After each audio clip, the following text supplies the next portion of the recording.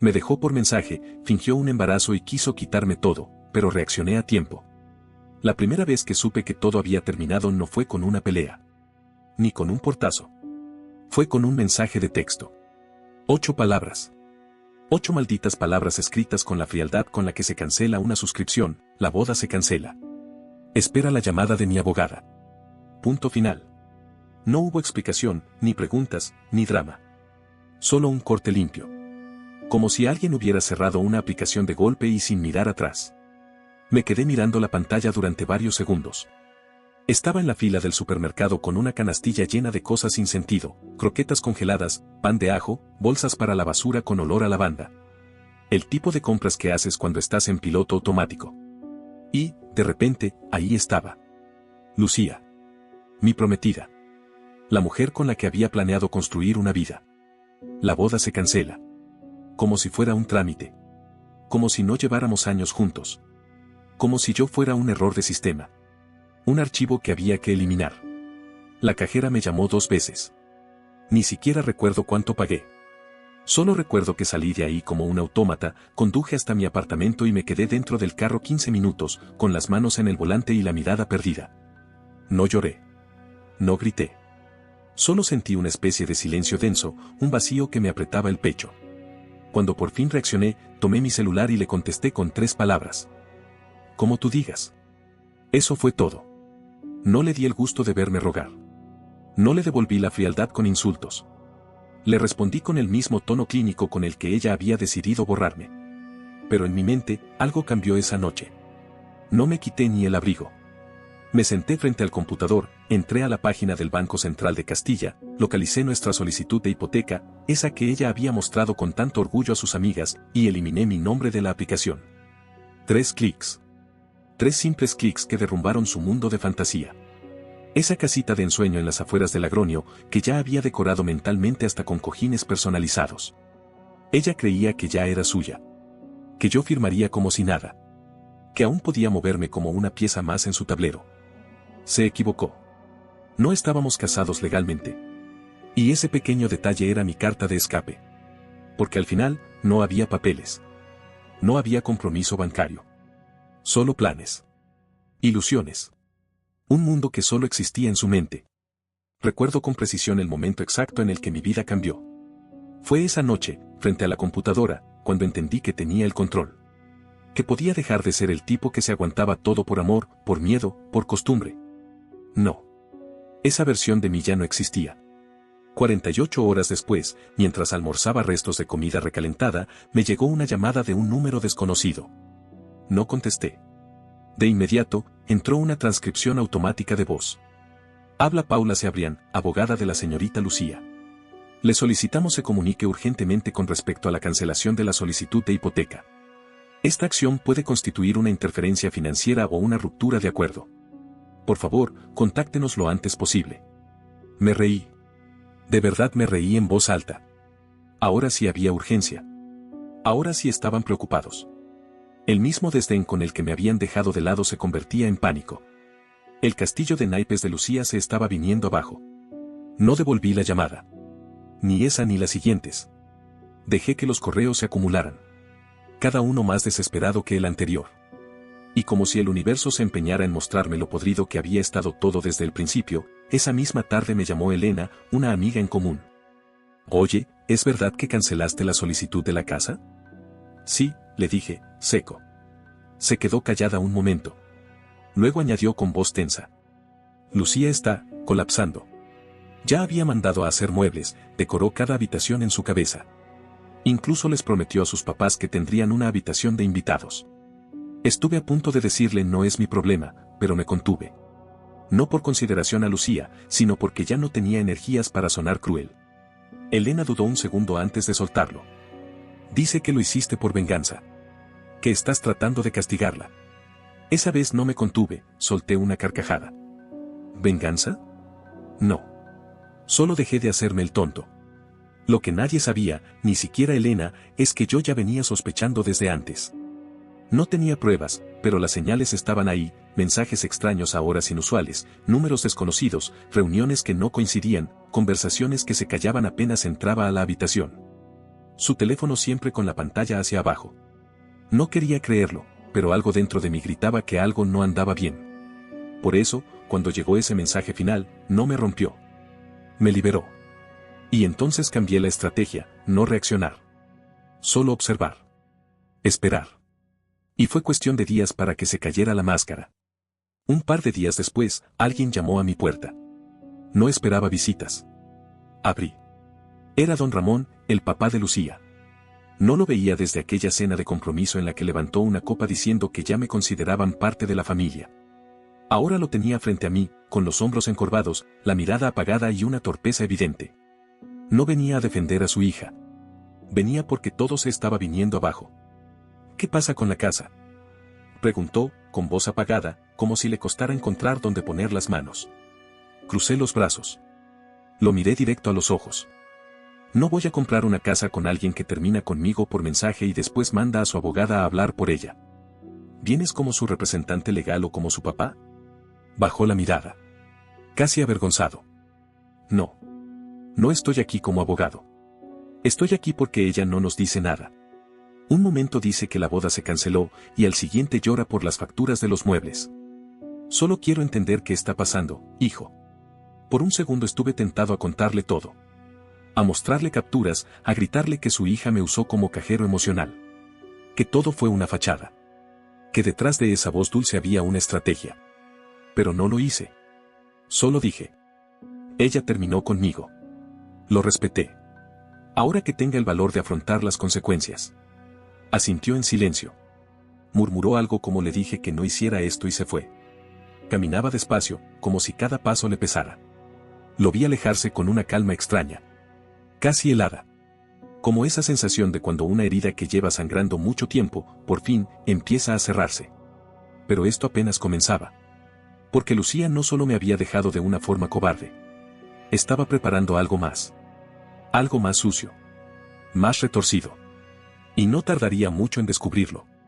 Lo que vino después fue la primera grieta real en la fachada perfecta de Lucía. No vino de ella. Vino de Hugo.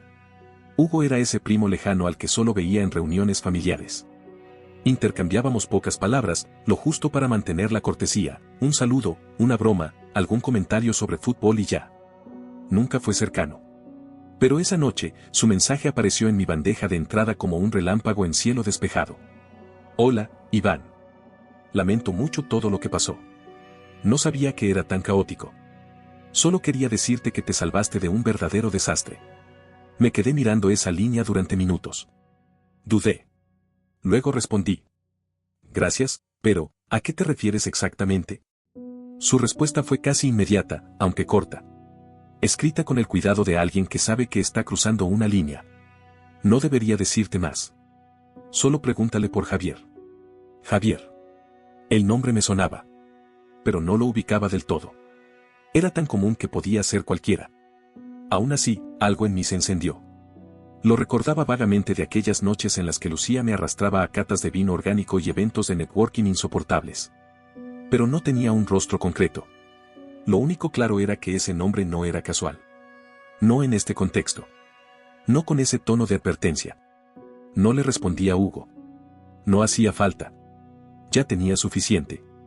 Me metí a Instagram. Todo estaba privado. Raro. Antes ella compartía hasta lo que desayunaba. Pero al parecer, alguien se había tomado la molestia de borrar su rastro digital. Casi todo. Casi. Encontré una foto que no había sido publicada por ella, sino por una amiga suya, una de esas con las que yo apenas crucé un par de palabras. Era de una fiesta de compromiso. Tomada el mismo fin de semana que Lucía me dijo que tenía fiebre y que no podía salir de la cama. En la foto, Javier estaba de espaldas, pero con el brazo alrededor de la cintura de una mujer. No se le veía la cara. Pero yo la conocía. Era ella. Su postura, su vestido, el mechón de cabello que siempre se acomodaba detrás de la oreja. Era Lucía. Y Javier la abrazaba como si llevaran años juntos. Ella se inclinaba hacia él con esa sonrisa cómplice, esa risa que yo conocía muy bien. La que usaba cuando coqueteaba. Cuando se sentía deseada. Sentí que algo me apretaba el estómago. Mientras yo calentaba sopa en el microondas, soñando con planos de cocina y muebles escandinavos, ella se acurrucaba con otro hombre, mandándome emojis de termómetro y excusas de gripe. El dolor se transformó en algo más. En un foco. Ya no se trataba solo de salir de esa historia con dignidad. Ahora quería salir limpio. Sin deudas, sin hipotecas, sin darle a Lucía una sola rendija para volver a manipularme. Llamé directamente a la oficina del banco en Viator. Pedí hablar con un gerente. Verifiqué que mi nombre ya no figurara en la solicitud de la hipoteca. Me confirmaron que así era. También envié una copia del mensaje de ruptura, por si acaso, para dejar constancia. La empleada me dijo, en confianza, que ya habían recibido 2 llamadas de la abogada de Lucía intentando revertir la solicitud. Le pedí que no aceptaran ningún movimiento más sin una orden oficial. Después, tomé una decisión que venía postergando desde hacía tiempo. Llamé a Marcos, mi viejo compañero de piso en la universidad. Ahora un abogado de bienes raíces en Zaragoza. Brillante, metódico, implacable. Me había ofrecido trabajo hace meses, pero yo lo rechacé por quedarme cerca de Lucía y su familia. Ella quería raíces, estabilidad, un proyecto juntos. Marcos contestó riéndose. Ya era hora, imbécil. El lunes hacemos videollamada. Te actualizo de todo. Aquí siempre hay lugar para los que abren los ojos tarde. Mientras tanto, Lucía seguía en completo silencio. Nada. Ni un mensaje. Ni una llamada. Ni una aparición repentina. Y eso, de alguna manera, era peor. Porque sabía que no era calma. Era cálculo. Esa era su forma de operar. Ella nunca enfrentaba. Nunca hablaba claro. Siempre enviaba intermediarios, abogados, amigas. Presión emocional, pero sin mostrar el rostro. Y justo cuando creí que lo tenía todo bajo control, que al fin podía respirar, la siguiente bomba explotó. Domingo en la mañana.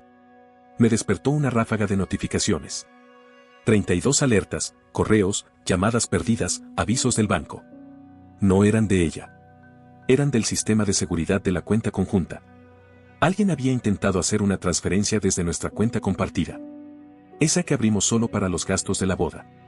Donde yo había depositado más de 12.000 euros de un bono especial que recibí por un proyecto. Ese dinero era para el catering, la música, el salón de eventos. Y ahora, alguien, ella, había intentado mover toda la suma a una cuenta personal a su nombre. La operación fue bloqueada por sospechosa. Llamé de inmediato al banco. Congelaron la cuenta. Mientras aún hablaba con el asesor, me llegó un nuevo correo. Asunto, fondos urgentes de boda. Era de Paula Cebrián, su abogada. Estimado señor Iván, mi clienta está preocupada por la retención de fondos en la cuenta de ahorros conjunta. Dado que ha hecho varios aportes a dicha cuenta, considera que tiene derecho a recuperar su parte proporcional. Mentira. Lucía no había puesto un solo euro en esa cuenta. Cada depósito tenía mi nombre, mi fecha y el concepto detallado. Siempre había dicho que prefería mantener sus finanzas flexibles. Y ahora esa flexibilidad se estaba transformando en intento de robo. No respondí. No les di el gusto. Volví a llamar a Marcos. ¿Tienes tiempo para un caso urgente de fraude emocional y financiero? ¿Quién crees que soy? Dijo, riendo. Te envío el formulario ahora mismo. Esta vez, no vamos a dejar ni una sola grieta. Y así empezó un nuevo capítulo. Ya no era una historia de amor. Era una historia de justicia. El rastro estaba limpio. Cada euro, cada movimiento, cada gasto tenía un respaldo. Todo documentado. Todo legal. Marcos, con su mirada quirúrgica, fue claro. Estás blindado. No pueden tocarte. Pero si ya intentó vaciar la cuenta, no va a detenerse aquí. Esto es solo el comienzo. Y, como siempre, tenía razón. Esa misma noche, justo cuando pensé que tendría una tregua, llegó un mensaje de voz de Lucía. El primero desde su miserable despedida por texto. Su voz era casi irreconocible. Rota, temblorosa, al borde del llanto. Como si hubiera descubierto una emoción nueva o aprendido a fingirla con una precisión milimétrica. No quería que terminara así, me asusté. Todo se me fue de las manos. No sabía cómo decírtelo. Por favor, no pienses que quise hacerte daño. Lo escuché 2 veces. Después, lo borré. Sin una palabra. Sin una reacción. Porque entendí algo que antes no quería ver, cuando alguien se da cuenta de que ya no le tienes miedo, es cuando empieza a temblar. Y Lucía. Lucía, que siempre jugó con la seguridad de tenerme en la palma de su mano, por fin se daba cuenta de que no le quedaba nada. El lunes amanecí con una determinación tranquila, casi fría. Había dejado de reaccionar con el corazón y empecé a moverme con estrategia. A primera hora firmé el contrato con el despacho de Marcos. Trabajo remoto, salario justo, libertad para moverme a donde quisiera. Por fin sentía que las decisiones eran mías, no las de alguien más susurrándome por detrás cómo debía vivir. Empaqué solo lo esencial, cancelé el contrato de arriendo y cerré etapas. Cada clic, cada trámite, era como arrancar las raíces que Lucía había querido hundirme sin permiso. Por primera vez en mucho tiempo, sentí que tenía espacio para respirar. Para ser yo sin tener que pedir permiso. Pero esa ilusión de estabilidad apenas duró un suspiro. El martes, antes del mediodía, me llamó Elena. Su voz no era la habitual. Temblaba, como si acabara de llorar. No supe si estaba más preocupada por Lucía o por mí. Iván, tienes que saberlo, dijo sin rodeos, como si se estuviera desahogando de golpe. Lucía está embarazada, y dice que podría ser tuyo. Me quedé en silencio. No porque no supiera qué decir, sino porque sentí que algo invisible se me clavaba en el pecho. No fue una puñalada. Fue una presión seca, punzante, como si el aire se hubiera vuelto cemento. ¿Cuántas semanas? Pregunté al fin, con la garganta seca. 8. 8 semanas. Hice los cálculos al instante. 8 semanas atrás, Lucía estaba en pleno proceso de desintoxicación prematrimonial, como lo llamaba. Un periodo en el que decidió que no podíamos tener relaciones para llegar limpios a la luna de miel. La última vez que estuvimos juntos había sido, con suerte, 9 semanas atrás. Y desde entonces todo había cambiado, su actitud, su frialdad, su distancia. Lo que entonces parecía emocional, ahora cobraba sentido como parte de una estrategia. Un plan. Esa supuesta limpieza no fue por salud. Fue un margen. Un cálculo. Una excusa perfectamente diseñada para justificar que yo no tuviera ninguna relación con ese embarazo. Ese bebé, si existía, no era mío. Era un anzuelo. Un intento desesperado de anclarme a la vida que yo ya había dejado atrás. Pero esta vez, no me atraparía con promesas. Iba a intentarlo con algo irreversible. Esa misma noche, como si estuviera todo escrito en un guión, me llegó otro mensaje de Paula, su abogada. Pero esta vez no usaba ese tono profesional con el que había iniciado todo. Ahora era hostil. Directa. Amenazante. Dadas las circunstancias actuales, mi clienta está considerando tomar acciones legales por abandono financiero y daños emocionales. Asimismo, me ha solicitado notificarle formalmente sobre su embarazo y las responsabilidades parentales que esto conlleva. Presuntas responsabilidades parentales. Esa frase me revolvió el estómago. Presuntas. No confirmadas. No reales. Solo una posibilidad que ella pretendía convertir en sentencia, en obligación, en chantaje. Pero no mordí el anzuelo. No esta vez. Tomé el teléfono. Llamé a Marcos. Le conté todo. Desde los tiempos que no cuadraban, los mensajes que empezaban a sonar como amenazas veladas, hasta mi sospecha cada vez más firme de que Javier no solo era una sombra en esta historia. Era el núcleo. Marcos escuchó todo en silencio, como siempre. Luego, con su tono tranquilo y quirúrgico, dijo: toma el control. No dejes que ella construya el relato. Adelántate. Deja un rastro. Hazlo legal. A la mañana siguiente contacté a una abogada especialista en derecho de familia. Teresa Galván. Una mujer meticulosa, afilada como una hoja, que no dejaba lugar a los atajos emocionales. Me atendió con una seriedad que agradecí. Le conté todo. Sin adornos. Ella no se sorprendió. Solo tomó nota y redactó un comunicado impecable. Negación formal de paternidad hasta que existiera prueba biológica mediante prueba de ADN. No habría aporte financiero ni emocional sin verificación genética. Cualquier intento de manipulación o uso indebido de fondos conjuntos sería considerado difamación, con consecuencias legales. Además, exigía un reporte detallado de los activos actuales de Lucía, en caso de que intentara reclamar gastos del hogar o de la boda cancelada. Lo enviamos por correo certificado esa misma tarde. 2 horas después, mi celular comenzó a sonar. Lucía. 1 vez. 2. 6 veces en total. No dejó mensajes. No escribió. Solo llamaba. Como si la simple aparición de su nombre en la pantalla fuera suficiente para quebrarme. No contesté. Esa noche, Teresa me llamó. Recibí una llamada de Paula, la abogada de Lucía. Está molesta. Dice que su clienta se siente atacada, que esto se está saliendo de control, que deberíamos resolverlo entre adultos, en privado. Teresa, sin inmutarse, le respondió con una frase que, en su simpleza, selló el nuevo capítulo.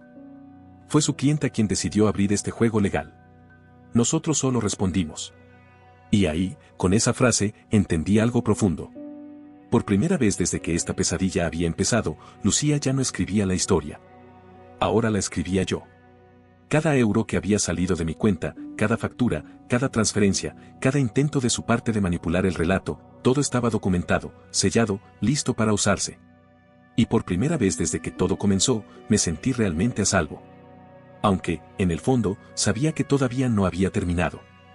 Tenía todo en orden. Cada factura, cada transferencia, cada conversación.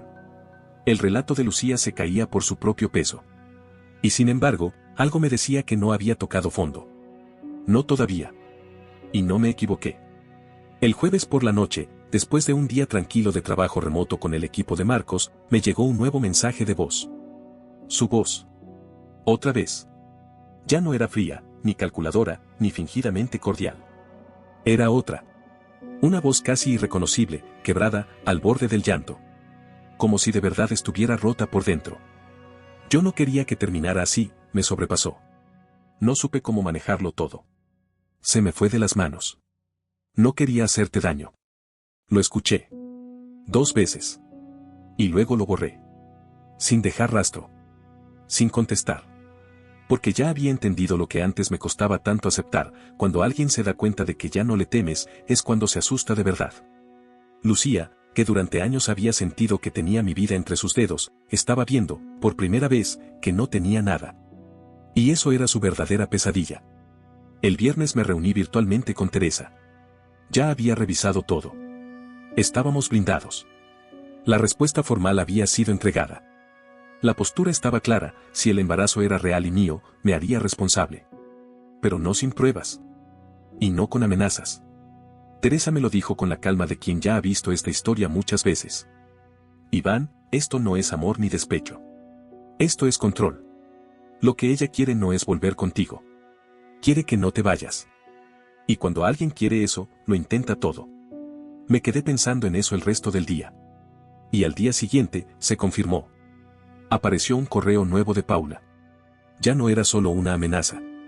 Era una acusación directa.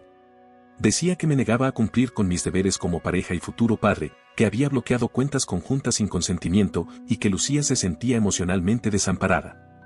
Pero la trampa estaba en una frase al final: mi clienta se reserva el derecho de reclamar por gastos derivados de la planificación de la boda y la adquisición frustrada del inmueble compartido. Ahí estaba. La casa. El mismo inmueble del que borré mi nombre semanas atrás. La misma casa que ella daba por suya desde antes siquiera de tenerla. Eso era lo que importaba. No el amor. No la ruptura. No el dolor. Era eso. La casa. El plan. El escenario. Lo entendí todo. Lucía no solo había querido atarme con el anuncio de un embarazo. Quería forzarme a volver al terreno que ella había diseñado, la hipoteca, la boda, la vida bajo sus reglas. Y ahora, al ver que no podía, estaba buscando cómo cobrarlo. Pero no lo permitiría. Ese mismo fin de semana, Teresa redactó una contranotificación legal en la que se aclaraba que toda aportación económica realizada por mi parte estaba registrada, fechada y respaldada por documentos oficiales. Que cada euro de la cuenta conjunta había sido depositado exclusivamente por mí. Y que cualquier intento de falsear ese historial sería considerado fraude. La carta también incluía una advertencia directa: si se recibía una sola insinuación más de presión emocional vinculada al supuesto embarazo, iniciaríamos acciones legales por difamación, falsificación de información médica y abuso emocional. Lo enviamos por correo certificado el lunes por la mañana. Y ese fue el punto de quiebre. Las llamadas pararon. Los correos cesaron. Incluso Elena dejó de escribirme. Todo quedó en un extraño y tenso silencio. Como si Lucía, al ver que todas sus maniobras habían fallado, por fin se hubiera dado cuenta de que esta vez no iba a poder torcer la historia a su favor. Yo no estaba esperando reconciliación. No quería una disculpa. Solo quería cerrar la puerta con la seguridad de que no habría una mano empujándola desde el otro lado. Ese mismo día recogí mis cosas, dejé las llaves del apartamento y tomé un tren rumbo al norte, donde Marcos me había ofrecido alojarme temporalmente en una cabaña junto al despacho. Lejos de todo. De ella. De los recuerdos. De la ciudad que se sentía contaminada de promesas rotas. Y por primera vez en mucho tiempo, al mirar por la ventana del tren, no sentí miedo, ni rabia, ni tristeza. Solo alivio. Había vivido en una burbuja emocional donde confundí sacrificio con amor, lealtad con ceguera y compromiso con sometimiento. Y salir de eso no me hizo peor. Me hizo libre. Lucía, no sé si estaba embarazada.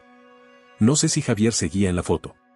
No sé si algún día se atreverá a enfrentarse a su propio reflejo. Lo único que sé es que ya no es mi historia. Y eso basta. Porque ahora, por fin, mi historia la escribo yo. No olvides dejar tu opinión en los comentarios, dejar tu like y compartir este video.